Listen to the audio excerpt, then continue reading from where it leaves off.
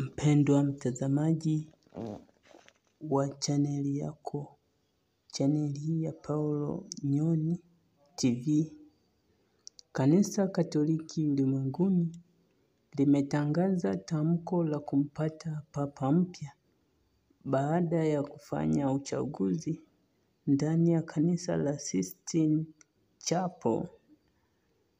Uchaguzi huo ambao ulianza siku ya Jumatano mwezi Mei tarehe 7 na kumalizika hivi siku hii ya leo, na ambao uliohudhuriwa zaidi ya makardinali 100 ambao walikuwa wamepiga kura, na hivi ambaye alikuwa amepata ushindi katika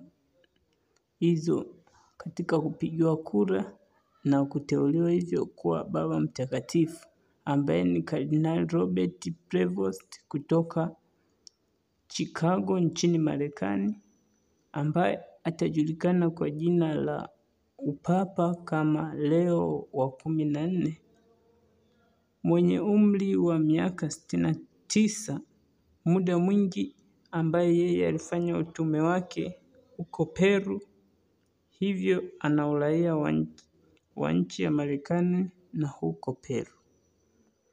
Pia hivi kutokana na uchaguzi huu uliofanyika, huyu kardinali ambaye atakwenda kusimikwa rasmi katika upapa, hivi tuendelee kumwombea ili aweze kuliongoza kanisa kwa hekima na kwa haki. Katika picha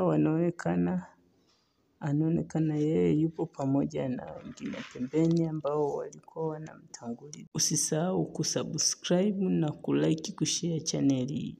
Asante.